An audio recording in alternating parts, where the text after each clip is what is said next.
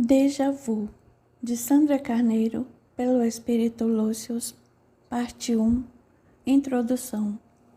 Era noite alta num céu enegrecido, sem luar, um céu casmurro que permitia apenas um tênue vislumbre de um cintilar débil de uma ou outra estrela insistente em surgir, por entre as nuvens pesadas que encobriu a imensidão do infinito a perder de vista. Os 4 amigos haviam insistido em seguir viagem, mesmo com o prenúncio de grande tempestade que não tardaria a chegar, e agora, vez por outra, entreolhavam-se em silêncio cúmplice. Nenhum deles ousava manifestar o receio que sentia, por estarem às portas do renque de árvores mais aterrador daquele tão tenebroso bosque. Os relâmpagos chicoteavam o céu, em acessos cada vez mais frenéticos, e o estrondo ensurdecedor dos trovões infundia medo na alma do mais destemido dos guerreiros. E então, quando um dos raios atingiu uma árvore próxima ao quarteto errante, Irene não se conteve de terror. Meu Deus, que cenário tenebroso! Nem começou a chover ainda. Deveríamos ter escutado os avisos de sua mãe e adiado nossa partida, observou a jovem esposa, agarrando-se ao braço do marido, buscando proteção e consolo. Ele não lhe respondeu. Colocou a cabeça para fora da carruagem e ordenou brávio. Mas depressa, cocheiro, depressa. Depois pousou suas mãos sobre as da esposa e falou gentilmente. Vamos chegar antes que a tempestade nos alcance. Já estamos próximos. Mas e o corredor? Ah, esse maldito corredor. Não sei o que assusta mais, se a tempestade ou o corredor das árvores. Ambos, meu venerável esposo, ambos. Ela fez uma pausa, deu um ligeiro sorriso e por fim concordou. Mas acho que tem razão. O corredor me apavora mais. A jovem esposa calou-se, fitando o casal de amigos que seguiam com eles, acomodados no banco oposto da carruagem. Irene suspirou, buscando compreensão no olhar dos companheiros de viagem, mas encontrou apenas uma silenciosa reprovação. O casal firme fingia ignorar os trovões e os raios, convictos de que conseguiam, sob proteção divina, assim sendo, nenhum mal lhes sobreveria. A tempestade parecia perseguir a carruagem que se deslocava depressa pela estrada pedregosa. Vibravam os cascalhos sobre o passar violento das rodas de ferro. Irene, que não conhecia aquela estrada, sentia ansiedade engoli-la. Tremia mais do que todo o famoso corredor assombrado. As árvores do bosque macabro tremulavam ante a ação intempestiva da forte ventania. Sem aviso, adentraram o apavorante terreno e as enormes árvores começaram a surgir, ameaçadoras pela janela do veículo. Como Irene continuava com aquele terror no olhar, a amiga lhe sugeriu: faça uma oração rogando a proteção divina. Sei que não é muito religiosa, mas lhe faria muito bem, posso lhe assegurar. Nem bem a mulher terminou de falar, a carruagem deu um forte tranco, parando súbito de supetão. O marido de Irene novamente colocou a cabeça para fora e ralhou com o cocheiro impaciente. O que houve agora, inferno? Não podemos parar, senão a tempestade vai nos alcançar, diabos. Os cavalos não querem prosseguir, milord. O cocheiro tentava explicar o inexplicável. Não consigo fazê-los andar. Vou descer para verificar se há algo obstruindo a passagem. Pois faça isso depressa e prossigamos sem demora. Irene tremia dos pés à cabeça, olhando as árvores fantasmagóricas. Por favor, Irene, acalme-se. A jovem, tomada pelo imenso pavor, não conseguia dizer nada.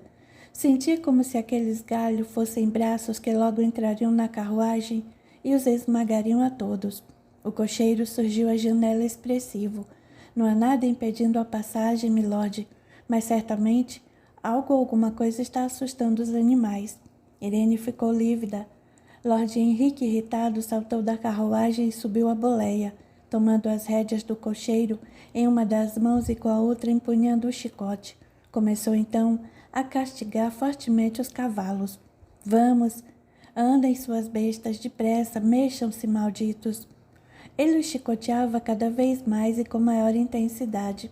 De repente, sem avançarem um único passo, os cavalos relincharam e soergueram-se no ar, chacoalhando a carruagem ao extremo. Animais estúpidos! Tão logo os equinos pousaram as patas sobre o solo, Lord Henrique e os dois cocheiros observaram estarrecidos um vulto aparentemente feminino, recém-saído de entre as árvores, vestido de branco, flutuando devagar em direção a eles. Lord Henrique não conseguia dizer uma única palavra, petrificado. O silêncio mortal do lado de fora da carruagem contagiou Irene, que se encolheu ainda mais no banco e, cerrando os olhos fortemente, balbuciou amedrontada. É ele, tenho certeza. Ele quem, criatura? Indagou a amiga impaciente. O fantasma de Dark Hedges. Primeira parte, capítulo 1. O branco cobria a paisagem ao longo da avenida de Champs-Élysées, uma das regiões mais badaladas de toda Paris. Com suas árvores de castanheiras da Índia enfileiradas, a neve proporcionava àquela região da metrópole um ar bucólico e fascinante. Em todos os cantos, turistas aproveitavam o céu limpo que surgira, depois de vários dias encoberto pelo mau tempo, e fotografavam os famosos monumentos franceses. Embora o frio fosse intenso, o cenário era de beleza ímpar. O céu azul sem nuvens deixava à vista um sol fraco, mas que cobria tudo com seu calor. A neve aos poucos derretia, fazendo revelar os galhos secos das árvores. Karen estava encostada na cadeira, observando a movimentação intensa. Adorava o inverno. Viu quando Lucas chegou, encostou a moto diante do café e restaurante Fouquet e a cumprimentou. Karen está maluca? Aqui fora com este frio? Ela o recebeu com um largo sorriso e, bem ao jeito brasileiro, distribuiu 3 beijinhos nas faces do amigo. Esqueceu que sou alemã, meu amigo tropical, e eu sou brasileiro? Vamos já para dentro, por favor. Sem resistir, ela recolheu sua mochila, pegou o café ainda quente que estava tomando e entrou logo atrás do amigo. Depois de se acomodarem, ele pediu ao garçom um chocolate quente, sim. Em seguida, virou-se para a amiga e perguntou ansioso. E Dara falou com ela? Já está a caminho? Ela teve uma reunião na companhia agora pela manhã, mas já está terminando, ela já chega. Vida de relações públicas é bem agitada. Não imaginei que ela fosse chegar aonde chegou tão depressa. Claro que você deu um belo empurrãozinho. Karen balançou a cabeça, sem compreender a expressão empregada por Lucas. E ela nem precisou pedir explicações, pois ele foi logo esclarecendo. Você deu um empurrão e tanto em sua carreira, dando as melhores referências para a sua empresa. Vocês trabalham para um dos grupos farmacêuticos mais poderosos de todo o mundo. Sabia que só no ano passado o número de patentes de medicamentos de vocês cresceu cerca de 20%? Claro que sei, e algumas das patentes fui eu mesma quem recomendou. Quanto a Dara é muito competente e profissional, não fiz nada por ela, tão somente a indiquei. Todo o resto é mérito dela mesma. O garçom trouxe o pedido de Lucas e, após afastar-se, o brasileiro sorveu 2 goles de seu chocolate. Olhou ao redor o grande número de turistas no interior do restaurante café e comentou: Você adora mesmo este lugar, Karen. Sempre o mesmo ponto de encontro. E é o melhor lugar em Paris. Adoro a vista deste lugar. Ela me encanta. A propósito, amo cada detalhe arquitetônico desta cidade magnífica.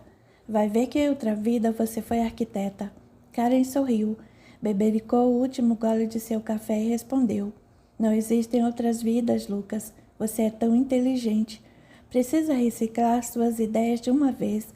Não há provas científicas da existência de outras vidas, nem do espírito, alma, nem de todas essas... Antes mesmo que ela terminasse, Lucas fitou-a com olhar penetrante e reprovador, dizendo: Essas coisas que eu insisto em defender. Lucas terminou seu chocolate quente, puxou a xícara sobre a mesa e, sem tirar os olhos da amiga, ergueu a mão, chamando a atendente. Quando ela se aproximou, ele pediu com gentileza: Mais um chocolate, s'il vous plaît. Depois tornou a fitar a amiga e repreendeu-a com humor. Senhora sabe tudo? Nunca ouviu falar aquela célebre frase: há mais coisas no céu e terra, Horácio, do que foram sonhadas na sua filosofia? Isso é pura poesia, não é ciência, meu caro. Era Dara quem chegava, já interpondo-se na conversa dos amigos. Lucas ergueu-se para recebê-la e afastou-se um pouco para que ela se acomodasse à mesa com eles. O que vai querer, amiga? Daqui a pouco eu peço. Como você está, Lucas? O amigo fitou as duas ex-colegas de República Estudantil e falou acabrunhado, insatisfeito. O Brasil está um lixo, em uma situação deplorável. Karen esboçou um ligeiro sorriso e falou irônica. Mas não são tão religiosos os brasileiros? De que adianta, então? Veja o resultado. Misticismo, crendices, enfraquecem a alma, Lucas, não a enobrecem. Já conversamos tantas vezes sobre isso, Karen, e você está sempre me provocando, chateando. Por que faz isso? Se está tão segura de suas crenças materialistas, por que se incomoda tanto com a religiosidade alheia, com a fé? Karen sentiu um forte desconforto com aquela pergunta. No entanto, sem mover o músculo sequer, respondeu-lhe depressa. Sim, já falamos muitas vezes sobre o assunto, porque não me conformo de ver você um homem tão inteligente e culto, um professor brilhante, um filósofo, um pensador com tantos títulos de mestrado, doutorado, e ainda assim, com o passar dos anos e seu crescimento profissional, continua acreditando na existência de Deus e do Espírito, do mesmo jeito de quando nos conhecemos. Essa sua religiosidade me irrita. Imaginei que com o amadurecimento fosse mudando a sua visão de mundo e que você fosse entrando em contato com a realidade e abrisse mão de vez desse pensamento infantil, pueril. Pensamento infantil, pueril. Você não conhece nada do espiritismo, nunca quis ler sobre o assunto, mesmo quando seu pai morreu e você tanto sofreu. Karen ficou séria à lembrança do pai. Ela detestava falar daquele assunto, e Lucas sabia muito bem disso. Está certo. Você me deu o troco, tudo bem. Eu toquei em seu ponto vulnerável e você me devolveu. Não foi isso não, eu... Muito bem, agora já chega. Interveio Dara. Faz 5 anos desde o nosso último encontro. Temos muitos assuntos para conversar. Por favor, não vamos voltar àqueles que sempre foram nossa divergência. E tocando com carinho o braço de Lucas, ela indagou por fim. Como está a universidade com essa confusão toda no Brasil e suas pesquisas? E a Luísa como está? Já resolveram se vão ou não adotar uma criança? Você me disse que essa era a intenção de vocês quando descobriram os problemas de infertilidade dela. Estamos no início do processo. Na verdade, ela teve um baque muito grande quando descobriu que não poderia ter filhos. Foi muito difícil para ela, sabe? Karen ouvia a conversa sem falar nada. Seu pensamento vagou depois da interrupção de Dara, e ela relembrou os momentos difíceis pelos quais passou quando o pai adoeceu e morreu. A polêmica com a mãe, que queria adotar apenas tratamentos naturais e homeopáticos, ao contrário dela, que só acreditava em resultados concretos das pesquisas alopáticas e nada mais. Voltou de seus devaneios ao escutar seu nome sendo chamado. E você, Karen? Ainda firme na decisão de não ter mais filhos? Karen? Ah, desculpe, sim, ao menos por enquanto. O Johan quer, mas eu não tenho tempo nem para dar a devida atenção a Nina. Já falei para ele que eu sou casada com 2 homens, ele, claro, e meu chefe. Os amigos prosseguiram em conversa animada e envolvente. Os 3 viveram em uma república de estudantes na Inglaterra, enquanto estudavam em diferentes cursos. Enfrentaram juntos os desafios da graduação. Dara era de origem indiana e sua família vivia na Inglaterra, mas para estudar jornalismo precisou enfrentar os pais, os preconceitos da família e resolveu sair de casa. Karen era alemã e optou por estudar na Inglaterra, em Londres. Lucas era brasileiro e sempre nutrira intenso desejo de estudar fora do país, em qualquer nação europeia. O encontro dos 3 foi uma experiência única para eles. Karen alugara um minúsculo apartamento com 2 colegas alemães que acabaram encontrando o lugar mais aprazível e a deixando só com todas as despesas. Jurou que nunca mais dividiria seu apartamento com seus compatriotas e acabou por encontrar Dara e Lucas. Para ele, espírita que acreditava na sincronicidade da vida e nos planos superiores para todos os seres, o encontro dos 3 fora um reencontro. Mas para Karen, que nutriu uma filosofia de vida materialista, bem como para Dara, que para compensar suas perdas emocionais de desaprovação familiar, alimentava extrema ambição de sucesso profissional, aquele havia sido apenas e tão somente um delicioso capricho do destino. Os três haviam mantido a proximidade depois de terminar a universidade e, além de se falarem com frequência, sempre que possível encontravam-se, e ali estavam uma vez mais. Capítulo 2. Sem que os três percebessem, o tempo virou e a neve começou a cair novamente. As janelas do café, que já estavam embaçadas pela diferença de temperatura, ficaram ainda mais opacas. A temperatura na rua despencou e os termômetros marcavam 7 graus Celsius negativos. Mas para os três amigos, apesar do frio intenso, a conversa seguia bem animada. Então, você continua desenvolvendo seus estudos espíritas, Lucas? Sim, Dara. Você sabe que sou um adepto convicto do espiritismo. E então, o que pensa você e o espiritismo sobre as questões sociais que estamos vivendo nestes dias atuais? O ser humano não está evoluindo, Lucas. Para mim, ele está regredindo. Interveio Karen cética. Pode até parecer, Karen, mas esta situação que vivemos é fruto justamente do materialismo exacerbado, dessa cisão absurda entre espírito e matéria. Você parece meu pai falando, Lucas, comentou Dara, tomando o último gole do seu chá. Ele sempre menciona essas questões entre espírito e matéria, mas não consigo aceitar o que diz. Acho que há muitas crenças errôneas nas tradições hindus de meus ancestrais. Suas tradições culturais e religiosas trazem uma porção de conceitos interessantes para os ocidentais, mas compreendo que você sinta tais lacunas para aplicar os conhecimentos milenares de sua cultura religiosa na vida prática de nossos dias. Entretanto, isso não significa que elas não tenham grande valor pragmático. Dara fixou seus enormes e expressivos olhos negros em Lucas, lembrando-se do pai, dos seus inúmeros e longos sermões sobre a falta de valores da civilização ocidental e dos perigos de se desligar das tradições védicas dos seus antepassados. A família não era muçulmana, como grande parte da população indiana, mas hinduísta e seguia com rigor os ensinos dos Vedas. Não acha, Dara? Lucas apertou seu antebraço, despertando de suas lembranças distantes. Sei lá, Lucas. Acho que esses assuntos são muito confusos. Eu só quero ser feliz e viver em paz. Karen olhou pela janela, observando as árvores da famosa avenida parisiense, entre os flocos de neve que desciam em profusão. Ela estava entediada com aquela conversa. Em dado momento, a porta abriu-se e 5 amigos entraram conversando e rindo, animados e ruidosos. Era um grupo de turistas indianos falando um dialeto pouco comum. De súbito, Dara ficou séria, pousou a cabeça entre as mãos sobre a mesa atordoada, contrariada. O que foi, amiga? Está se sentindo mal? Perguntou Karen solícita. Nossa, que sensação estranha essa! Parece um déjà vu. Quer um pouco de água? Não precisa, estou bem. Foi uma sensação muito forte, deu até tontura. Assim que ouvi o dialeto deste pessoal, tive uma sensação muito estranha. Mas o que sentiu exatamente? Insistiu Karen. Foi bom.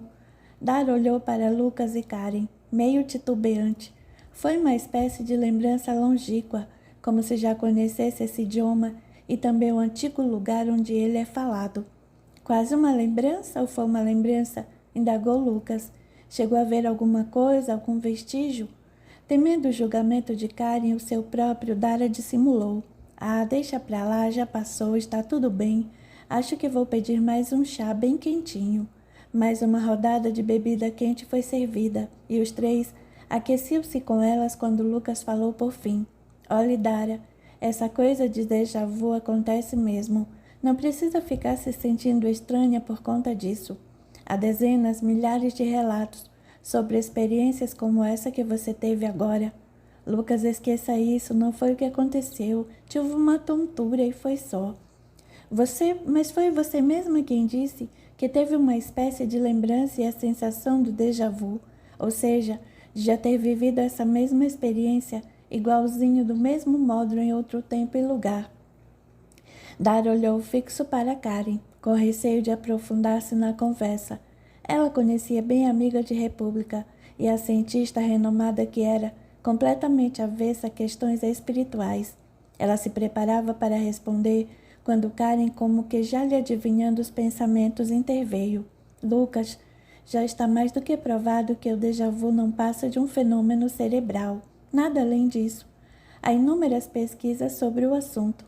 É só você procurar se inteirar. É uma espécie de falha do processamento do cérebro e nada mais. Para você que é materialista, pode ser só isso, mas para quem crê na existência do espírito, de tudo aquilo que existe além do corpo, da matéria e dos fenômenos associados a essa realidade espiritual, o déjà vu vai muito mais além.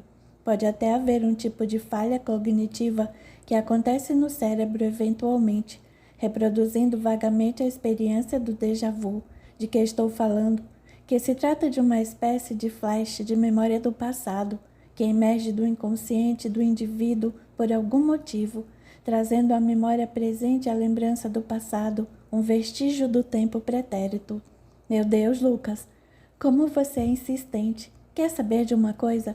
Vou provar para você de uma vez por todas que você está errado, que suas crenças não passam de crendices, e esse espiritismo que você tanto acredita não passa de um monte de crenças frágeis e místicas, como outras tantas das demais religiões por aí. Lucas ficou visivelmente irritado e queria falar, mas Karen não lhe deu a palavra e continuou. Acabei de receber uma verba extra para pesquisar algum assunto de meu interesse. É como um prêmio pelos meus resultados na empresa. Pois bem, eis a minha proposta. Vou testar sua fé ao extremo, meu amigo. Quero que se submeta a uma série de pesquisas e estudos no laboratório onde trabalho. Vou conduzir um estudo sobre o déjà vu. Eu vou provar cientificamente que você está errado em definitivo. Você não tem nada mais importante para pesquisar, Karen? Algo que realmente salve vidas ao invés de matá-las, por exemplo? Provocou Lucas, consciente do tipo de trabalho importante que a cientista desenvolvia para a maior indústria farmacêutica da Alemanha e da Europa. Está receoso? Tem medo de que eu confronte com a realidade, não é mesmo?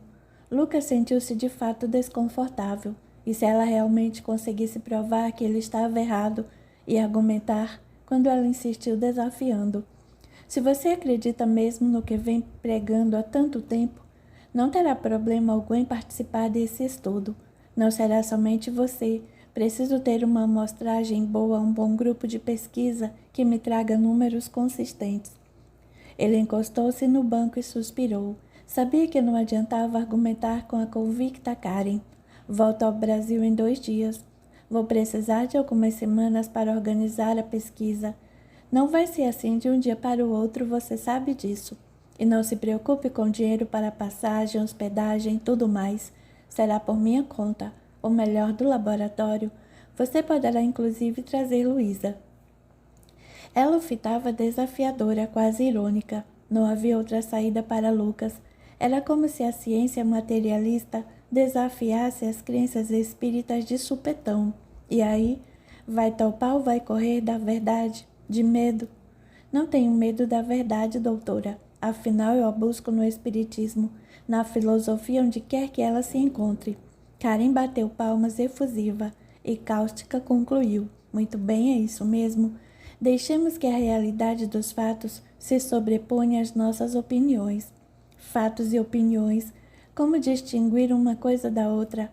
Há tanta informação contraditória por aí. A internet é o universo de tudo o que é conhecimento e cada um chega às conclusões que deseja. Você também vai participar, Dara? Não, de jeito nenhum.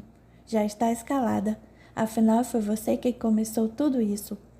Profundamente incomodada com a situação, Dara ergueu-se e falou ríspida. Vá em frente, Karen. Você pode me obrigar, já que está acima de mim, em posição hierárquica na empresa, mas saiba que eu não concordo. Vai ser ótimo para você, Dara. Vai entender esse assunto por completo e ainda vai poder divulgar os resultados.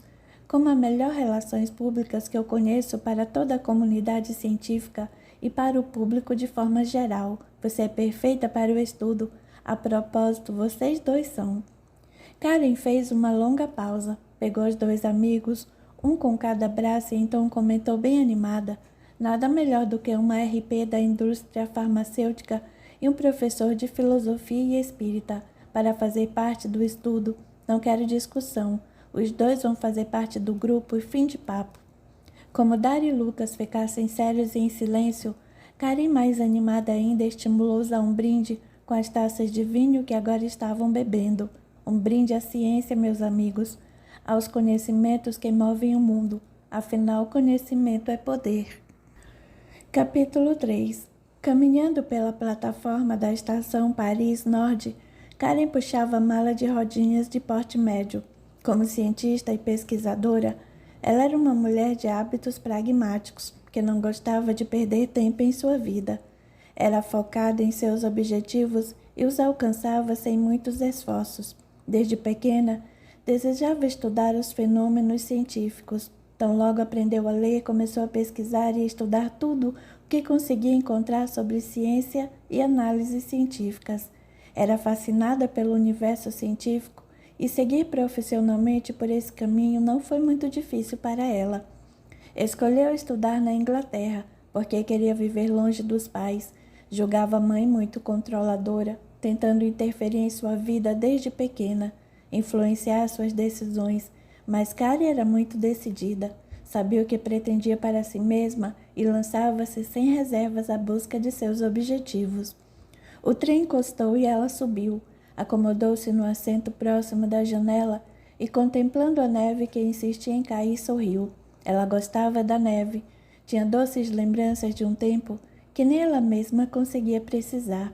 E tal fenômeno da intempérie lhe trazia uma sensação boa, mesmo porque viver em um clima frio não a incomodava em nada. Ela até apreciava. O trem partiu, e observando a paisagem que se descortinava à janela, apreciava cada detalhe do que surgia, até que o trem se embrenhou pelas mais lindas montanhas rumo à colônia.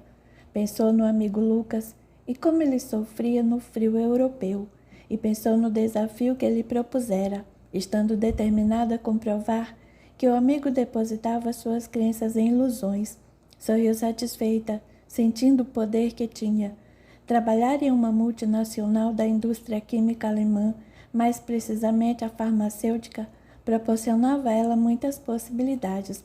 Ela tinha à sua disposição muita verba para suas pesquisas.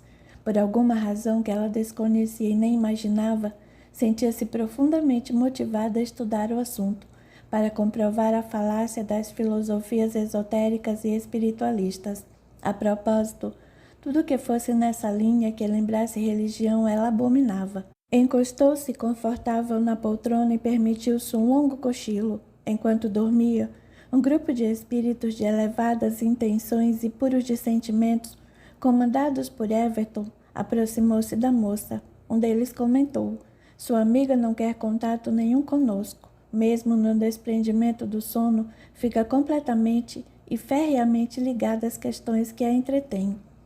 Everton tocou com suavidade o ombro de Karen e falou, aproximando-se de seu corpo espiritual, ligeiramente desprendido do corpo denso. É chegada a hora de assumir seus compromissos, Karen. Chega de fugir, de lutar contra o que você já sabe. Sei que ainda sente muita mágoa por tudo o que aconteceu, mas precisa se libertar do passado, deixar que ele se dissipe em definitivo, para poder acolher o progresso que pode realizar. É hora de trabalhar por sua evolução, querida amiga, e por nossos irmãos de humanidade. Karen remexeu-se na poltrona e despertou. A resistência é grande, Everton, mas nossa irmã é valente. Ela haverá de ser capaz de enxergar a realidade, e quando isso acontecer, teremos uma aliada às nossas tarefas no planeta. Você confia mesmo nela? Com todo o meu coração. O trem atravessou uma ponte extensa, por sob a qual um rio congelado deixava entrever pequenas regas de água que, contrariando todas as circunstâncias exteriores, projetava-se para fora do gelo, rompendo seu controle. A força da realidade suprema supera qualquer criação humana, meu amigo, e Karen está prestes a descobri-la. A cientista tirou o celular da bolsa e ligou para casa. O marido atendeu. Conversaram com o recurso da câmera.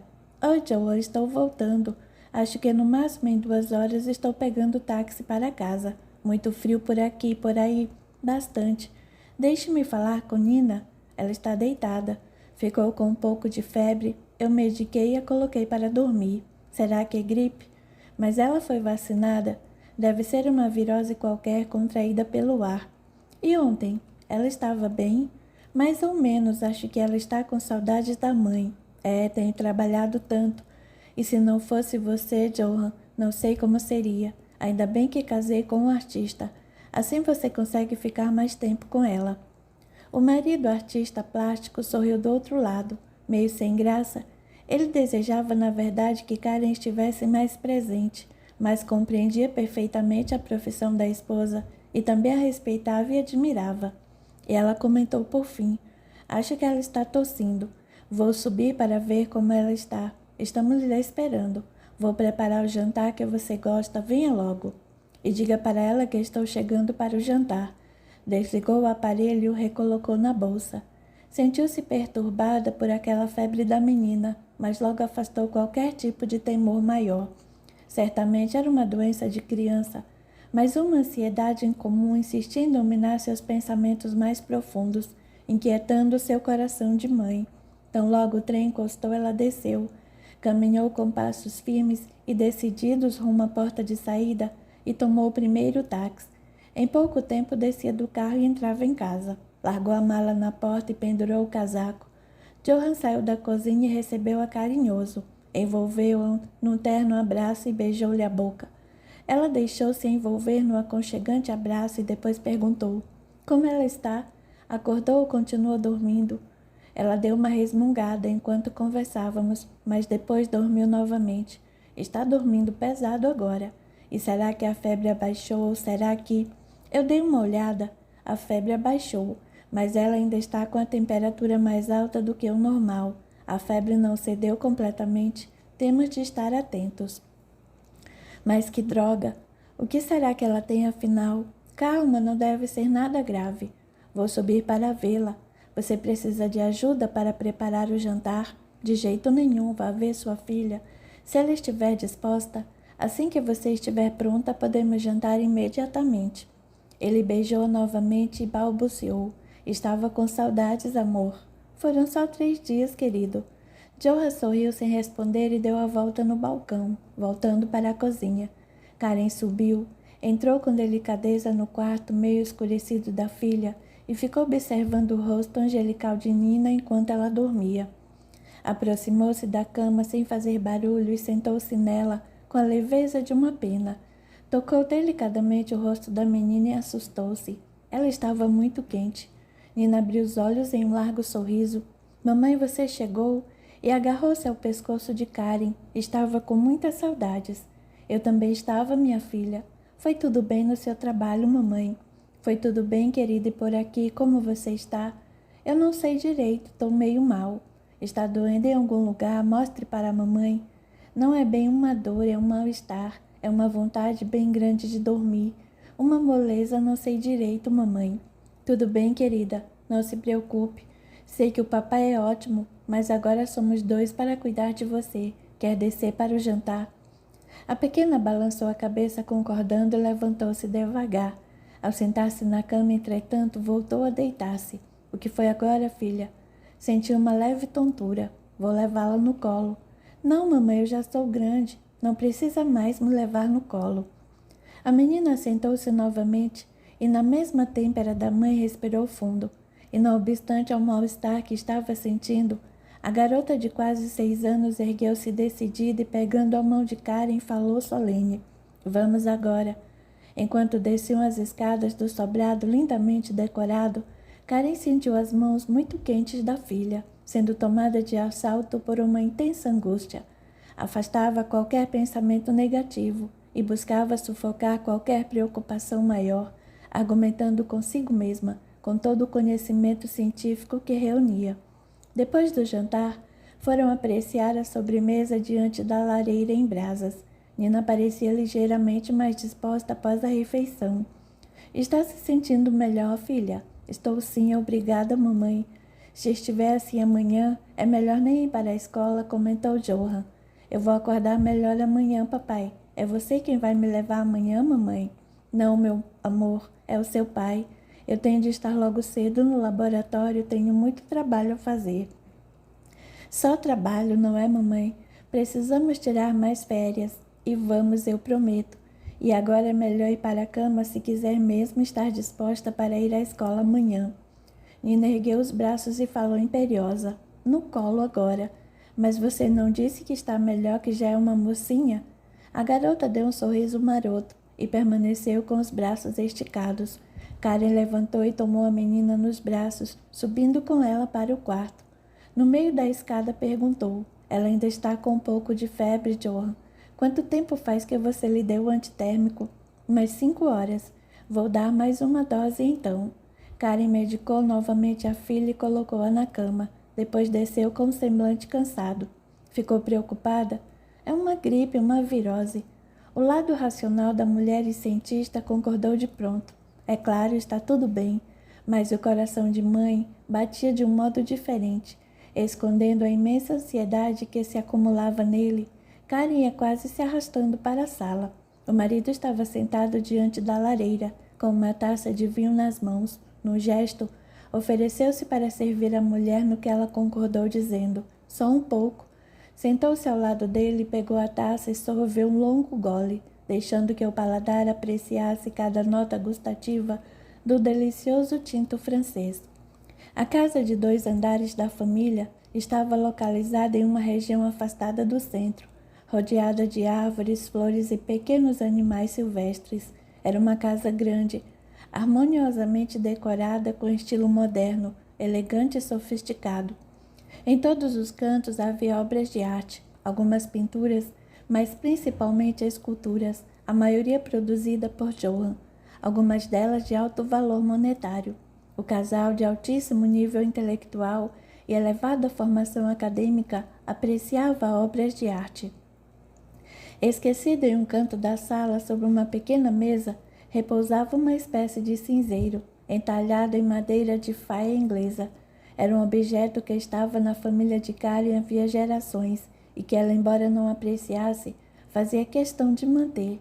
Nunca conseguira jogar fora, mesmo reconhecendo que não gostava daquilo. Ela tinha um apego irracional inexplicável, que a fazia manter o destoante artefato ao alcance da vista, como se estivesse ali para lembrar-lhe de algo importante. Capítulo 4. Lucas, ainda em Paris, dobrava lentamente as roupas e colocava-as na mala. Ele remoía o desafio feito por Karen, para provar que aquilo que ele acreditava, que poderia ser uma lembrança de algo já vivido em outra vida, não passava de um fenômeno biológico da mente, como muitos estudos científicos defendiam, mas incomodado, ficava a se questionar por que Karen era tão resistente, por que era tão difícil para ela considerar a possibilidade da existência da alma, da vida do espírito para além da matéria, a existência de Deus e de um mundo invisível. Ele percebia ansioso e perturbado, pois certamente a resistência e negação de Karen o afetava, mas afinal, ela era uma cientista, pensava ele. É natural que ponha em questão as proposições teóricas, até poder comprová-las cientificamente. Ele tinha de aceitar esse fato, já a conhecia havia muito tempo. Sabia de seu modo estritamente racional de ser e pensar. Então, por que se sentia tão incomodado? Sentindo ainda grande desconforto, terminou de fazer as malas. O congresso para o qual a universidade em que lecionava o havia enviado tinha terminado. Ele olhou o relógio. Eram 6 da tarde. Ainda tinha um pouco de tempo antes da apresentação ao embarque no aeroporto. Olhou pela janela o lindo cenário que aos poucos ganhava o brilho das luzes noturnas. Realmente, Paris fazia jus ao nome de Cidade-Luz. À medida que se iluminavam os monumentos, castelos, museus, ganhavam fulgores coloridos, tornando o visual de uma beleza inebriante. Lucas não se conteve e soltou um suspiro de satisfação. Paris, como gosto deste lugar, berço dos iluministas, berço dos pensadores que tanto aprecio, berço do espiritismo. Fez uma breve pausa e depois, sentindo brotar-lhe as emoções da gratidão, continuou em voz alta. Obrigado, Kardec, por seu esforço levado às últimas consequências, que eu estou até a morte. Seu legado é de uma preciosidade ainda incompreendida. Obrigado onde você estiver. O professor e filósofo resolveu descer para caminhar uma vez mais pela rua que dava no Arco do Triunfo. Ele sentou-se sobre um monumento, tirou o celular e fez um último selfie, com o esplêndido cenário ao fundo. Ficou pensando na história da França, nas lutas, derrotas e conquistas daquele povo, berço de tantos movimentos renovadores para a humanidade, mas o pensamento teimava em retornar para Karen e sua resistência em acreditar no invisível. Definitivamente aquilo o incomodava, não na realidade aquilo o irritava. Agora aborrecido por perceber sua irritação, levantou-se e voltou a passos firmes para o hotel. Fechou a conta, chamou um táxi e pôs-se a caminho do aeroporto. Já no saguão, depois de efetuar o check-in e despachar a bagagem, sentou-se, leu suas mensagens, enviou uma para a esposa informando que estava prestes a embarcar. O voo estava lotado e Lucas não podia relaxar. Tentou dormir, mas um pensamento insistente, jogado por o porão da mente, voltava para suas reflexões. Já não conseguindo mais lutar contra aquele pensamento insistente, o professor resolveu dar-lhe a devida atenção. Olhava para o nada pela janela do avião e pensava: ok, vamos lá. Você está irritado com ela, Lucas. Não dá para fingir o contrário, mas por quê? O que o incomoda tanto? Bom, para ser sincero, Karen sempre o incomodou. Mas por quê? Ela é cética, tudo bem, e daí? Então Lucas experimentou seu coração acelerar. A boca ficou seca. Será que também sou cético? Mas como acredito no invisível, já li, já assisti a tantas palestras, já ouvi diversas experiências, sei que tudo isso é real. O coração acelerou ainda mais. Ele estava perto da verdade. Ou será que, apesar de tudo isso, eu ainda não acredito? De verdade, lá no fundo, mas por que não? O que me impede? Será que é por isso que não consegui ainda fazer a tão necessária reforma íntima, da qual falo em minhas palestras, mas sei que é tão difícil de ser feita? Então o que acontece é falta de fé? Durante todo o voo, nos momentos em que não estava cochilando, ele estava remoendo, pensando e repensando, questionando-se e experimentando a mais profunda angústia. Suas crenças eram sólidas, calcadas na lógica, e ainda assim ele se sentia ameaçado pelo ceticismo de Karen, que o fazia ter de encarar seu próprio ceticismo. Quase 12 horas depois, o avião pousou e Lucas saía da área de desembarque. Luiz o aguardava com ansiedade. Ao vê-la, Lucas experimentou um profundo alívio. Você veio? Não precisava acordar tão cedo só para me pegar.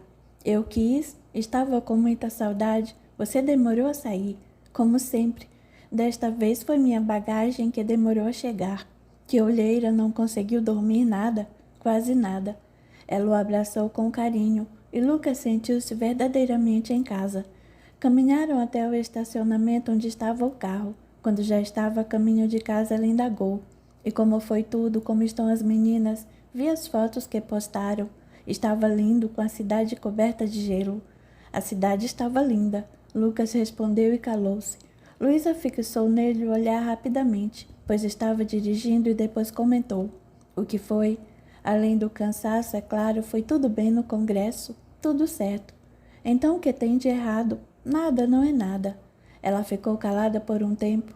Depois, convencendo-se de que ele estava preocupado com alguma coisa, insistiu: Lucas, eu conheço bem. O que o está deixando assim? Assim como? Como se tivesse uma batata quente no cérebro. Lucas abriu um largo sorriso. Tocou a mão da companheira que segurava o volante e admitiu: é a Karen. Sempre é a Karen. Ela o continua provocando e você continua se abalando. Desta vez ela foi longe demais e você está envolvida também. O que foi desta vez? Ela vai conduzir uma pesquisa para provar que déjà vu não existe, ao menos ao aspecto que engloba as lembranças de vidas passadas, como nós o entendemos. está determinada a provar que é somente um processo cerebral. E você ainda se incomoda? Ela quer que eu e você também participemos. E qual é o problema? Lucas fitava a esposa com seus grandes olhos castanhos sem saber o que responder. E daí, Lucas? O que ela vai conseguir provar? Não podemos ter medo da ciência. Lembre-se do que disse Kardec sobre isso. Se a ciência comprovar que algum postulado espírita está equivocado, devemos ficar com a ciência. E se a ciência provar, mesmo que ela consiga provar que o déjà vu pode ser um mecanismo cerebral, isso não invalida a visão do espiritismo. Pode ser as duas coisas, não pode, como nos sonhos? Sim, você está certa. Então qual é o problema de verdade? Ela vai mandar passagens aéreas para irmos à Alemanha? Vai. E pagar todas as demais despesas. Maravilha! Nunca estive na Alemanha, vai ser ótimo. Lucas calou-se por um longo tempo e Luísa fitou séria. O que foi, Lucas? O que realmente está incomodando você? Ele deu um leve sorriso em que mandava uma mensagem clara para a esposa. Ele não queria mais falar sobre o tema e era o momento de ela mudar de assunto. Capítulo 5. Johan despertou, escutando o gorjear dos pássaros nas frondosas árvores que se espalhavam pelo entorno da propriedade onde moravam. Esticou o braço e não sentiu a esposa. Olhou ao redor à sua procura, mas ela não estava no quarto. Levantou-se e vestiu-se descendo as escadas ainda bocejando. Karen estava sentada ao balcão da cozinha com uma xícara de café nas mãos. Ele se aproximou e esboçou um ligeiro sorriso. Bom dia. Já de pé, pronta para sair. Não vai levar Nina à escola? Não. Você pode fazer isso? Tem de chegar cedo ao laboratório. Muito trabalho? É, bastante. E ainda mais agora que resolvi fazer uma nova pesquisa. Ele encheu uma xícara de café, que jazia quente na cafeteira e sentou-se ao lado dela. Mais uma. Esta é por minha conta. Sua iniciativa? Isso mesmo. E sobre o que vai pesquisar? Não é nada muito importante, querido. Se não fosse você, certamente não perderia seu tempo com ela. Deixe-me amadurecer um pouco, está bem? Depois lhe conto minha ideia. Agora preciso ir. Tudo bem ficar com a incumbência de motorista esta manhã? Eu preferia que você a levasse. Assim ficaria um pouco mais de tempo com ela. Já com a bolsa pendurada no ombro, indo em direção à porta, Karen suspirou fundo e disse, pegando a chave do carro. Tem razão. Preciso ficar mais tempo com ela, vou me organizar para isso, eu prometo. Johan não respondeu. Foi até onde estava a esposa e a beijou na boca. Precisa cumprir essa promessa, falo por vocês duas. Eu vou. Fechou a porta e desceu as escadas depressa. As ideias borbulhavam na mente da competente pesquisadora, que tinha na ciência os fundamentos para suas crenças e decisões. Na ciência convencional, utilitária e subserviente. A ciência materialista. Já no caminho para o trabalho pensava, entre tantas coisas, que o marido tinha razão. Precisava passar mais tempo com a filha.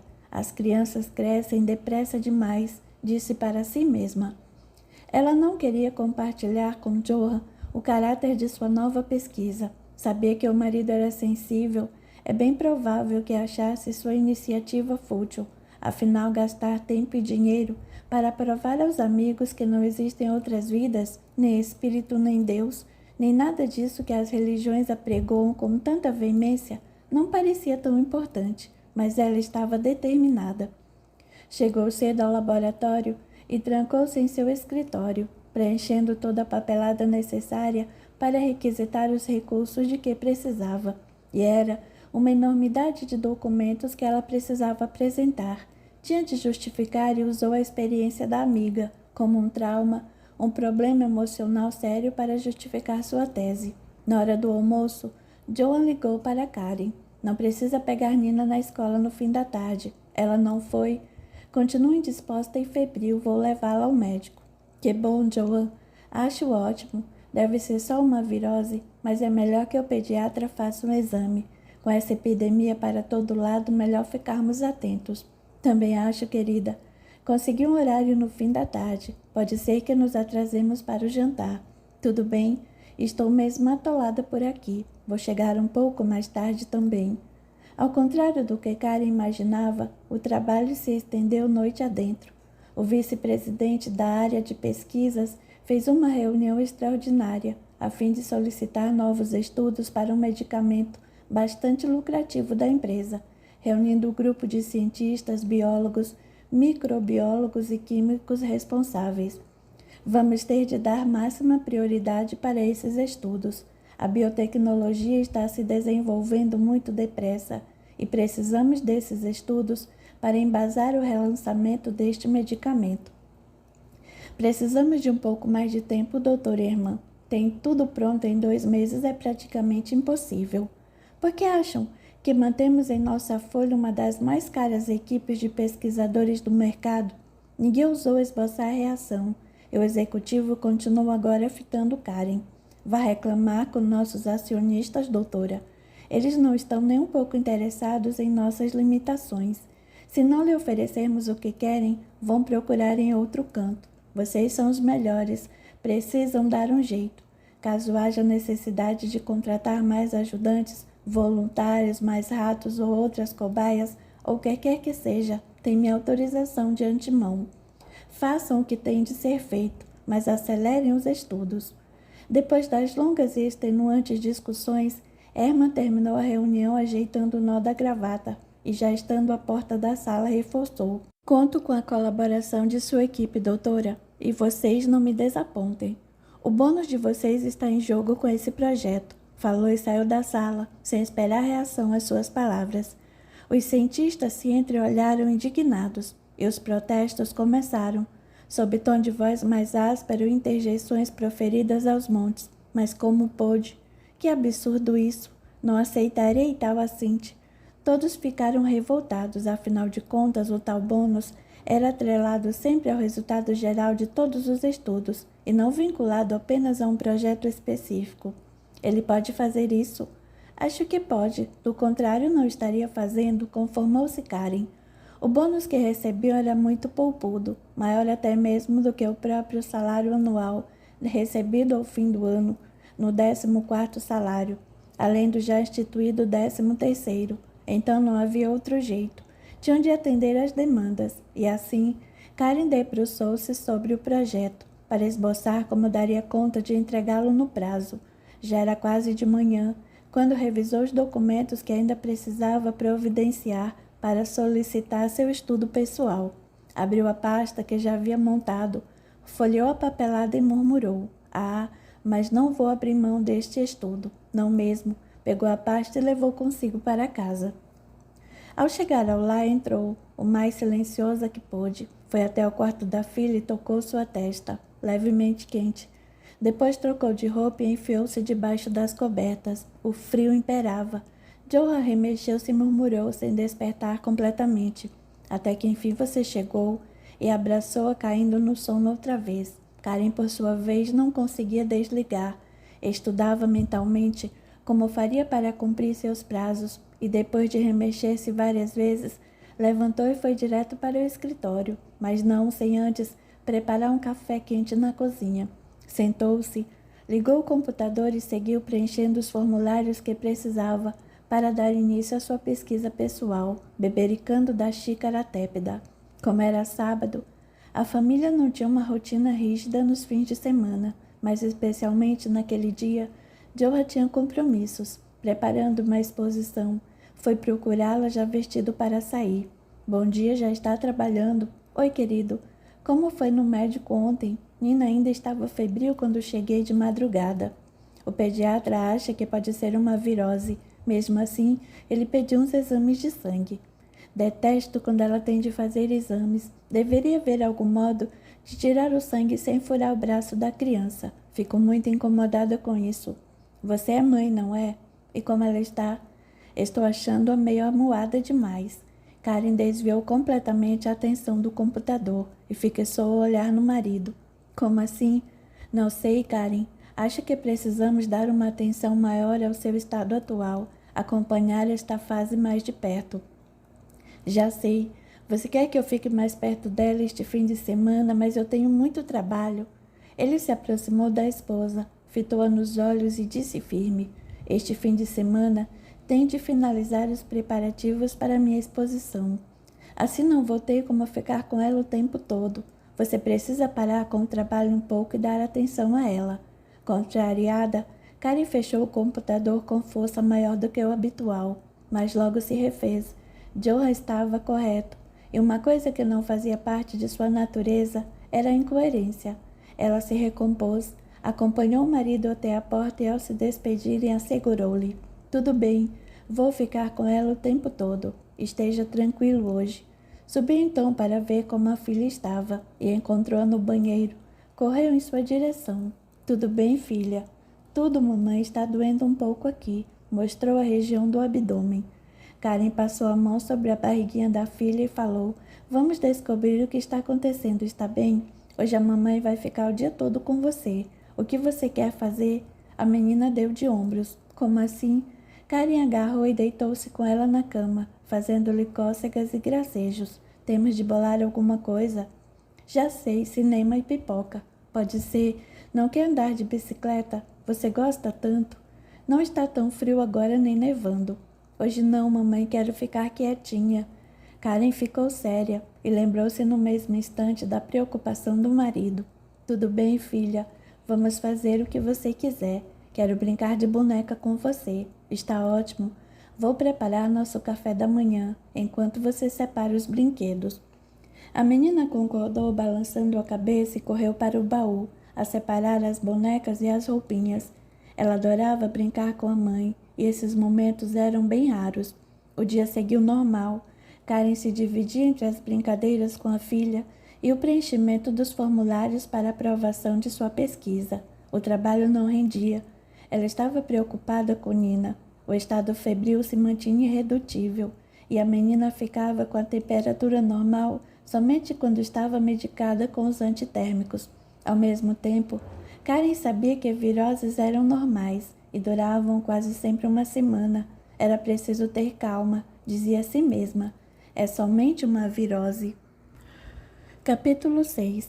Quando Johan chegou, já no fim da tarde, Karen estava dormindo com a filha. Ele aproximou-se devagar, tocou com delicadeza a testa da menina e verificou que o estado febril persistia. Deu um beijo no rosto da esposa e logo a despertou. Assim que ouviu, ela sorriu e, fitando a filha, levantou-se bem devagar. Ambos saíram do quarto sem fazer barulho.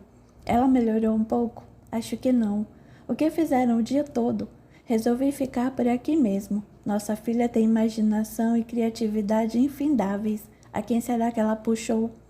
É pura genética, minha querida. E não falo somente de mim. Ela tem uma mãe altamente criativa ao seu modo. Obrigada pelo seu modo. Karen deu um leve tapinha no braço do marido. Mais tarde, os três jantaram e Johan ficou com a filha enquanto Karen finalizava a documentação para sua pesquisa. Estava concentrada, quase terminando e salvando o preenchimento dos documentos online, quando deu um tapa no computador irritada. Droga! Que droga é essa?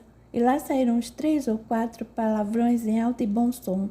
Johan se assustou. O que foi, Karen? Que palavreado é esse? É isso mesmo, mamãe, que boca suja. Ora, deixem-me em paz, vocês dois. Johan acomodou a filha no sofá e foi acudir a esposa. O que foi, querida? Essa porcaria de computador. Que vontade de jogá-lo no lixo.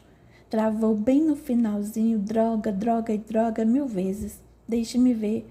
Karen afastou-se e Johan ficou alguns minutos manuseando a máquina, tentando amenizar os estragos e as perdas. Por fim disse: isso é o melhor que consigo.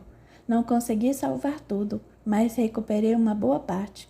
Deixe-me ver agora. Karen vasculhou os documentos abertos na tela e suspirou contrariada. Perdi quase a metade de tudo o que fiz ao longo do dia hoje. Mas afinal do que se trata? É uma nova pesquisa, eu vi, mas sobre o quê? É sobre essa história de déjà vu. E contou ao marido o que ocorrera no café em Paris e de como se propusera a provar que o que Lucas acreditava simplesmente não existia. Tratava-se apenas de um fenômeno químico do cérebro. Mas por que é tão importante provar que ele está errado? Johan indagou e fixou olhar na esposa, que continuava atenta à tela do computador, retomando o preenchimento dos formulários. Ela demorou a responder e ele insistiu. Do que você tem medo, afinal? Karen ergueu os olhos negros da tela do notebook e fixou-os no marido. Não tenho medo de nada, mas o Lucas me encheu a vida toda com suas crenças e ladainhas. Não vejo o efeito concreto daquilo em que ele acredita, em sua própria vida. Para mim, o Espiritismo é tão somente mais uma religião morta, sem força e sem poder de transformação, e vou lhe provar isso. Vai fazer uma pesquisa dessa apenas para provar isso a ele, ou quer provar a você mesma? Ela baixou os olhos e voltou a olhar o computador. Que bobagem, não tenho dúvida alguma. Sei muito bem no que acredito. E mudando de assunto pediu: Johan, pode colocar Nina para dormir. Melhor lhe dar o antitérmico novamente. Vou ficar aqui até terminar de fazer tudo de novo. Amanhã quero dar entrada no pedido de aprovação do projeto sem falta. Vou ficar até terminar. Ela fixou sua atenção no trabalho, enquanto o marido se dirigia ao sofá. Vamos, Nina, hora de dormir. Deixe-me ficar aqui com vocês só mais um pouquinho. Não. Já está ficando tarde e você precisa dormir. Deixe-me ver se está com febre ainda. Ele tocou a testa da menina. Parece que não. Mesmo assim é melhor descansar. A mamãe tem trabalho a fazer. E fitou a esposa com olhar reprovador. Tenho mesmo. Não será uma pesquisa complicada nem tão longa assim. E nem vai custar tanto. Vou fazer e pronto.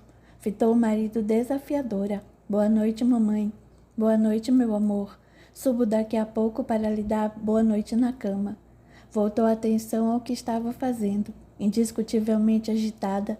Não conseguia concentrar-se completamente. As observações de Johan reverbaram por uma espiral em sua mente. A preocupação com a filha também importunava, mas toda vez que ela lembrava de Lucas e do como desafiara, sentia-se motivada a continuar. Ela ia provar que aquela bobagem de déjà vu, da qual o amigo defendia como evento espiritual, não existia. Afinal, para que serve a ciência, se não para provar a verdade? Finalizou o diálogo interno e, afastando todos os pensamentos, deu completa atenção aos formulários. Eram quase 3 da manhã quando finalmente terminou. Enviou a solicitação totalmente preenchida, com a defesa de sua tese em relação à utilidade e aplicação dos seus resultados. Tomou uma xícara de chá e resolveu enviar uma mensagem para provocar Lucas. Enviou-lhe pelo celular. Acabei de solicitar a verba para a realização de nossa pesquisa. Creio que dentro de 1 ou 2 meses já estarei pronta para fazer os testes com você. Esteja preparado. Vou enviar-lhe a passagem. Vamos resolver de uma vez por todas essa diferença entre nós. Antes de deitar-se, passou pelo quarto da filha. Nina estava gemendo baixinho. Karen se assustou. Correu para perto da menina e tocou em sua testa. A temperatura estava muito alta. Tomou-a nos braços e disse delicada: Vamos tomar um banho, filha, para baixar a temperatura. Desculpe, meu amor, mas vamos ter de fazer isso. Encheu a banheira com água quase fria e submergiu nela a menina. Nina relutava. Não, mamãe, a água está fria. Eu sei, querida, mas precisa ser assim morninha para a febre passar. Depois de 15 minutos dentro da banheira, a temperatura cedeu um pouco e a mãe recolocou a filha na cama. Quando apagou a luz, fitando Nina já adormecida, Karen resmungou. Mas que droga de virose! Vou levá-la amanhã mesmo para fazer o exame de sangue. No dia seguinte, assim que a filha acordou, Karen levou-a para fazer os exames. Conseguiu um laboratório de um amigo que estava funcionando naquele domingo. A febre de Nina estava mais baixa, mas ainda perceptível.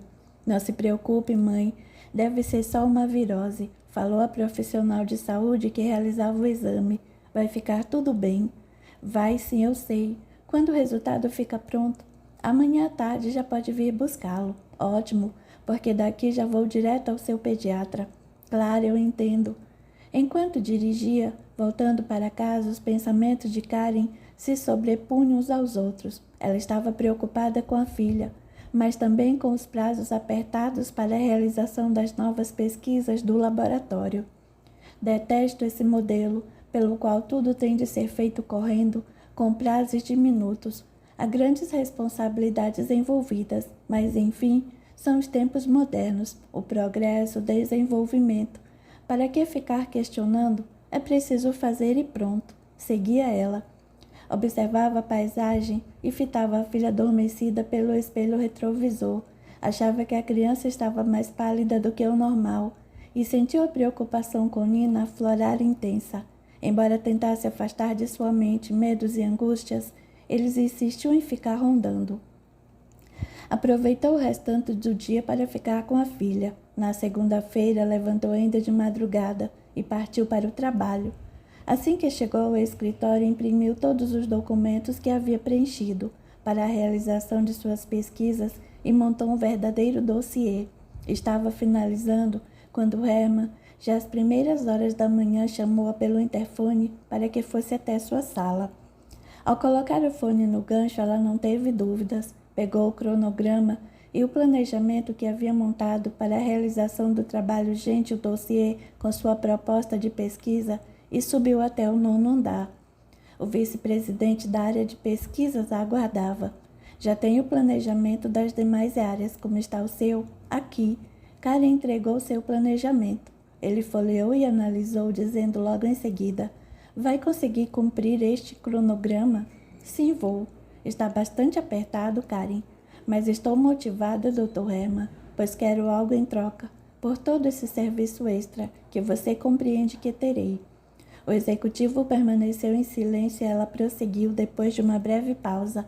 Com a minha prerrogativa de verba exclusiva, quero pesquisar sobre alguns processos cerebrais, sua causa e efeito.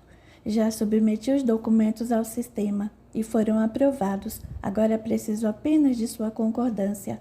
Ela ofereceu ao superior hierárquico o dossiê. Ele folheou devagar, olhou todas as páginas. A última era destinada à sua assinatura. Ele ergueu a cabeça e comentou irônico: déjà vu. Por que perder tempo com isso? Porque detesto mentiras, crendices e besteiras. Como cientista e pesquisadora, posso provar que tudo isso que tanto atribuem a questões espirituais não passa de um fenômeno do cérebro e nada mais. Essas baboseiras me irritam. Hermann sorriu, puxou a última folha e assinou. Devolveu ao seu lugar e o dossiê de volta a Karen. Cumpra os prazos do que me interessa e pode começar a estruturar suas pesquisas. Pode brincar à vontade. Não vejo nenhum conflito entre seus estudos e os objetivos, as políticas e os valores do laboratório. Pode ir em frente. Karen esboçou um ligeiro sorriso e já estava saindo quando ele enfatizou: cumpra meus prazos. Queremos ratificar e publicar o mais rápido possível o resultado desta pesquisa. Nosso intuito é fazer com que as pessoas compreendam que os antidepressivos não fazem mal, muito pelo contrário, mas todos sabem que são benéficos. Há questionamentos em andamento e processos nos Estados Unidos. Não vamos querer a opinião pública escarafunchando esses fatos. Precisamos dar a eles mais informações de nossa parte, você me entende? É claro. Fique tranquilo que estamos começando a pesquisa e os estudos ainda hoje. Muito bem, Karen. A porta de meu escritório está aberta para quando você precisar. Se tiver qualquer necessidade ou imprevisto, avise-me de imediato, para que nada atrapalhe seu cronograma. Ao sair do escritório do vice-presidente, Karen se sentia desconfortável, sem conseguir precisar exatamente o que a perturbava. Os procedimentos eram rotina para ela. Da função que exercia, havia mais de 15 anos, ela tinha domínio. Não havia novidade alguma. Apenas aquele desconforto a incomodava. Ela respirou fundo e atribuiu o sentimento às preocupações com a filha. Voltou ao seu escritório e afundou a cabeça no trabalho, dedicando-se com afinco ao que ela fazia de melhor como cientista e pesquisadora. Entregou-se aos 2 projetos por inteiro. Eram quase 2 horas da tarde quando o telefone tocou, arrancando Karen de sua concentração completa. Oi, Johan. Saudou ela ao atender o celular. Vai demorar muito ainda? Não sei dizer. Meu cronograma está muito apertado e com muito trabalho, como está Nina. Do mesmo jeito. Agora não quer comer, foi um sacrifício fazê-la engolir o almoço. Você consegue buscar o exame e levá-la ao pediatra? Johan fez um longo silêncio, denotando contrariedade e por fim falou: pensei que pudéssemos ir juntos. Que pena. Desculpe, mas preciso me concentrar para que o trabalho ganhe rapidez. Tenho 2 pesquisas para conduzir ao mesmo tempo. Somente porque você quer, Karen. É uma escolha sua. Não fique dizendo o tempo todo que é o seu trabalho, porque não é. É sim o seu desejo. Você não está sendo justo. Esse é o meu trabalho. Oferecer às pessoas informações, conhecimentos para que elas possam sair da ignorância. Qual o problema, afinal? Joan titubeou um pouco, mas por fim não se conteve. Nunca interfiro no seu trabalho, mesmo quando você fica dias no laboratório. Não me importa em cuidar de Nina e de tudo por aqui, mas esse seu estudo sobre déjà vu me parece mero capricho, algo muito pessoal envolvido nessa pesquisa, e só você pode descobrir o que é, se você quiser, é claro. Está falando besteira, Johan. Não há nada de pessoal, é somente trabalho e ciência, a essência do que faço. Não é só isso, tenho certeza. Então o que é? Karen levantou a voz ao indagar. Não sei, mas você deveria aceitar o que estou dizendo e se perguntar por que isso a incomoda tanto. Detesto ignorância. É mais do que isso, Karen. Preciso trabalhar. Você pode ou não levar a Nina? Sua voz agora soava seca e fria. Claro que posso. Ótimo. Então assim que sair do consultório do pediatra, você me liga. Não vou incomodar? Indagou ácido e ela nem respondeu. Não tenho hora para chegar em casa hoje. É possível que fique por aqui mesmo a noite toda. Portanto, assim que sair da consulta, que marquei no último horário, perto das 19 horas, peço que você me ligue, por favor. Karen fez uma pausa longa, aguardando o marido quebrar o silêncio, que não aconteceu. Ela disse por fim: estou preocupada com Nina de verdade. Traga-me notícias, por favor. Sob o tom de voz atenuado e mais dócil, Karen já pedia desculpas de sua ausência. Joas as aceitou ao responder mais gentil: fique tranquila, Karen. Assim que sair de lá, eu te ligo. Capítulo 7. Eram quase 5 da tarde, quando Dara apareceu à porta do escritório de Karen, com seu semblante denunciador de contrariedade. A cientista estava absorta em suas análises ao se dar conta da presença da amiga. Nossa, Dara, que susto! Há quanto tempo está aí parada? Cheguei há pouco, respondeu entrando e puxando uma cadeira diante da mesa de Karen. Estou exausta. E o que mais? Dara ficou um longo tempo fitando Karen, sem saber ao certo o que lhe responder. Exprimiu um profundo suspiro ao desabafar. É que às vezes fica irritada com certas atitudes da empresa, dos diretores, com o direcionamento que é dado a alguns problemas. Agora, vou ter de fazer uma coletiva de imprensa para convencer os jornalistas e blogueiros de que o novo medicamento que lançamos no ano passado é realmente eficaz, mas há estudos, questões obscuras na pesquisa, e fica sempre sob minha responsabilidade dirimir qualquer dúvida. É cansativo. Ah, então é isso. E o projeto para o relançamento do antidepressivo? Como estão indo as pesquisas, os testes? Como sempre, dentro da amostragem, sempre há os que apresentam bons resultados e muitos que não respondem bem à droga. Como se sente por ter de aprovar remédios que não tem certeza de que darão os resultados esperados? Dara, falou Karen tocando as mãos da amiga. Se formos esperar ter certeza de tudo para agir, não sairemos nunca do lugar. Apoie-me nos resultados positivos. Afinal, eles foram comprovados, não é mesmo? Dara deu um ligeiro sorriso e falou, enquanto se erguia e pegava a bolsa. Isso é sempre suficiente para você. Acho que não é o nosso sistema de aprovação dos lançamentos de nossos produtos que a estão chateando. Vamos, fale. O que a está preocupando? Você me conhece mesmo. Minha mãe me ligou querendo que eu vá para Londres para encontrar a família. Disse que meu pai não está muito bem e que eu deveria dar mais atenção a eles. Sempre me irrito quando ela liga. Afinal, não foram eles que praticamente me puseram para fora de casa quando resolvi seguir a carreira de relações públicas e não casar com o escolhido deles? É uma cultura muito tradicional, Dara. Você se libertou, mas eles não entendem isso. Isso me incomoda a si mesmo. Eu sei. Bom, vou deixar você terminar seu trabalho. Os prazos estão apertados. Dara ia saindo do laboratório quando Karen a chamou de volta. Esqueci uma coisa importante. Consegui aprovar a pesquisa do famigerado déjà vu. Não acredito que você vai mesmo levar isso adiante, Karen. É claro que vou. Pode se organizar. Em 2 ou 3 meses, Pode separar algum tempo para participar dos estudos. Eu aviso com antecedência. E o Lucas vai trazê-lo mesmo? Karen deu uma gargalhada e respondeu. E você acha que eu vou perder a oportunidade de esfregar na cara dele a verdade? Tudo bem. Só me avise antes. Não vou nem perder meu tempo tentando convencê-la. Vejo que está irredutível. Enquanto ambas conversavam, numa dimensão espiritual acima da condição das duas, um pequeno grupo observava com atenção. Everton, que liderava os demais, comentou: oramos por nossa irmã. Aproxima-se o momento em que ela deverá acordar para as verdades do espírito imortal, e pelo torpor espiritual que ela insiste em se manter, esse despertar será doloroso. Oremos. Envolvido pelas energias amorosas que os três emanavam, irradiaram na direção de Karen, de maneira intensa e intencional, e assim se mantiveram concentrados. Não tardou, e Joe apareceu na porta do laboratório. Ao escutar a voz do marido, Karen ergueu a cabeça. Ele aproximou-se, caminhando devagar, quase titubeante. Joe, pensei que fosse me ligar. Achei melhor vir pessoalmente. O que foi? Cadê a Nina? Deixei-a com a babá. Você está me assustando. Fale logo. Saiu o resultado? O que o pediatra disse?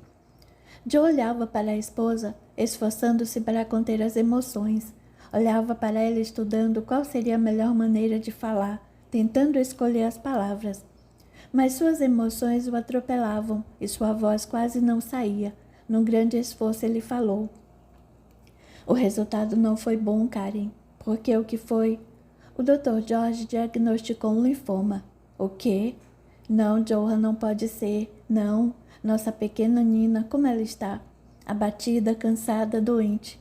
Ele não conseguiu mais se controlar e desabou em lágrimas de angústia e dor. Foram alguns segundos apenas. Karen olhava para o marido em lágrimas e não sabia o que pensar, o que sentir. Era como se o chão do seu escritório tivesse desaparecido e ela resvalado num profundo abismo e estivesse caindo sem parar. Queria ser racional, pensar apenas, mas o medo a dominou e ela reagiu com irritação. Temos de fazer mais exames, pesquisar mais, ele pode estar errado. Ele já pediu mais exames, respondeu Johan, secando as lágrimas do rosto. Aqui estão os pedidos, mas ele me preveniu, Karen. Sabe que ele é um médico experiente e competente. Abaixou a cabeça para esconder o desespero e depois continuou. Mesmo assim, ele quer ter certeza. E o que vamos fazer se for mesmo isso? Ela vai ficar boa alguma chance? Sim, há possibilidades. Se confirmado o diagnóstico, poderemos tentar um transplante de medula com alguém que seja compatível. Você, eu, um parente. É um longo caminho, Karen, e teremos de percorrê-lo passo a passo. Em completa angústia, antevendo o processo doloroso que se desdobraria à frente da família, ela explodiu em lágrimas. Mas que droga, porque nós, porque a Nina. Cuidamos dela com tanto cuidado, com tanto carinho, cuidamos da comida, só alimentos orgânicos e mesmo assim não adianta nada. Claro que adianta. Dr. George assegurou que a condição excelente do organismo dela vai contribuir para a cura. Mas ele deu mais algum detalhe sobre as perspectivas de cura? Qual o seu percentual de chance, Johan? Se o diagnóstico for confirmado, as chances estatísticas são de aproximadamente 60%. 60%? É pouco, muito pouco. O que vamos fazer? Envolvido por Everton e seu pequeno grupo, Johan sentiu brotar esperança em seu coração. Em forma de serenidade, sugeriu à esposa. Primeiro de tudo, vamos nos acalmar. Vamos fazer os exames, conversar com especialistas e fazer tudo o que estiver ao nosso alcance para salvar a vida de nossa Nina. Karen, que andava de um lado para o outro, tentando controlar a dor que sentia no mais profundo de seu ser, desabou na cadeira, sentindo-se exausta e suspirou desabafando. Que sentimento de impotência desesperador! Everton a envolvia em fluidos de serenidade e calma. Buscava influenciar seus pensamentos, mas Karen mantinha seu campo mental vibrando em dissonância absoluta com o amigo e protetor espiritual. Muito pouco ele conseguia transmitir de paz e especialmente de confiança a ela. O desespero crescia em seu coração de mãe, impedindo que captasse as influências benéficas do amigo espiritual. No trajeto do laboratório para casa, o casal seguiu em silêncio. A mente de ambos, entretanto, era um turbilhão de pensamentos em todas as direções, acelerado com emoções angustiantes. Ambos sentiam medo pelo que estava por vir, e embora Johan fosse o mais sensível à influência da espiritualidade amiga que os acompanhava, nenhum dos dois possuía crença alguma na qual pudessem se apoiar naquela hora. Ao entrar em casa, Karen subiu direto para o quarto da filha. Nina ardia em febre. Natasha, a jovem que tomava conta da menina sempre que o casal precisava, levantou-se assim que viu a mãe de Nina entrar no quarto. Acabei de dar um antitérmico outra vez. Alternei os medicamentos, pois faz menos de 3 horas que tinha dado o último. Ela está sonolenta e sem energia. Está reclamando também de dor de cabeça. Karen olhou para o marido que acabava de aparecer à porta, indagando sem palavras se aquele seria um novo sintoma ou outro problema, ou o agravamento do mesmo. Karen queria gritar, chorar, esbravejar, amaldiçoar a ideia de um Deus que permite aquele horror a uma criança indefesa. Esmagada pela dor, pelo medo, pela incerteza absoluta que a dominava naquele momento, ela ajoelhou-se à beira da cama, tomou as mãos da filha entre as suas e fitou o rostinho doce de Nina. Com muito esforço conseguiu balbuciar, contendo a custa a emoção. Como está se sentindo, querida? Está doendo, mamãe. Aonde, amor? Aqui. Colocou a mão na cabeça. Johan acudiu à esposa, imaginando-a completamente sem estrutura, como ele mesmo se sentia. Sentou-se na cama e falou, fitando a filha e a mãe. Você vai tomar os remédios e vai melhorar, querida. Eu prometo que tudo vai ficar bem. Nina deu um ligeiro sorriso e depois virou-se de lado. Queria dormir. Na manhã seguinte, Joe e Karen, antes mesmo que o laboratório de análises clínicas abrisse, estavam aguardando para fazer os exames de compatibilidade. Também levaram Nina para uma nova bateria de exames. Foi uma semana inteira fazendo testes, exames de sangue, tomografias e outras avaliações que poderiam trazer mais clareza ao diagnóstico de Nina e apontariam alternativas mais adequadas para o tratamento. No sábado, Nina estava mais animada e os três tiveram um fim de semana quase normal. Em alguns momentos, Karen quase se esquecia do que estava acontecendo com eles, para logo em seguida lembrar-se de tudo, sentindo o medo dominar-lhe por completo. A cada dia que passava, ela estava mais apavorada. Everton e sua equipe espiritual atuavam incessantemente sobre a mente de Karen, especialmente enquanto dormia, mas ela tinha uma resistência enorme e negava qualquer contato com os espíritos amigos. Na noite de domingo para segunda-feira, Karen rolava na cama sem conseguir conciliar o sono. Depois de quase uma hora tentando, resolveu utilizar o mesmo recurso que usara nas outras noites, uma droga para dormir. De fato, a angústia era tamanha que a vontade de Karen era dormir para sempre. Quando colocou o remédio nas mãos, teve vontade de tomar todo o conteúdo do frasco e fazer daquela situação, aquela dor desaparecerem de vez.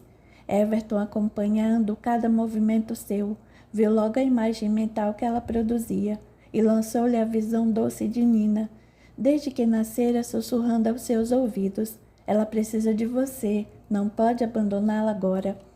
Os olhos de Karen encheram-se de lágrimas que escorriam pela face. Ela tomou um comprimido e guardou o restante de volta ao frasco. Deitou-se e buscou silêncio para sua mente e sossego para o coração. Não demorou ao medicamento fazer efeito e ela adormeceu. Em completo torpor, não era possível para Everton conversar com ela. Mesmo assim, ele procurou conscientizá-la. Precisa se acalmar, Karen. Sei que a dor é grande, até porque há feridas do passado que se abrem outra vez com essa situação. Você não vai perder Nina. A morte não existe como você a enxerga, e jamais perdemos aqueles a quem amamos.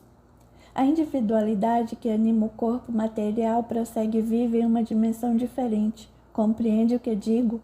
Ela olhava como se não visse. Ele tomou suas mãos entre as dele e pediu. Quero que ligue para Lucas amanhã cedo, antes mesmo de pegar os resultados e falar com o médico. Fale com ele e peça ajuda. Você precisa de amigos nesta hora. Ele vai orar por você, está me compreendendo? Ele analisou melhor e falou com 2 espíritos que o ajudavam. Vou apelar para a hipnose. E aplicando técnicas simples, mas eficazes, plantou na mente de Karen a ideia de conversar com Lucas. Ao final da operação sutil, falou fitando o corpo espiritual de Karen, sobreposto ao corpo denso. Espero que consigamos ativar a ideia amanhã cedo.